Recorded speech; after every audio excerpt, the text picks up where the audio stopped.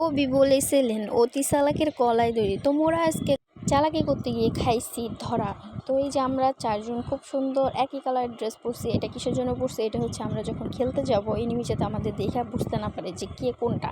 তো যাইয়ে আমরা দপ দপ দপ দপ করে টপাটপ সবগুলো মেরে দিব। তো আমি বলতেছি এখানে আরে হৃদয় ভাই কই গেল, দেখি হৃদয় ভাই লাগে যে একটু দেখা করে। হৃদয় ভাই এটু কি?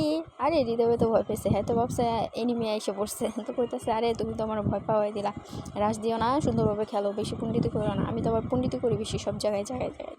পরে দেখি একটার পর একটা নক হইতেছে, কিরে ভাই আঙ্গো মেন্ডি এরকম মরতেছে কি লিগা।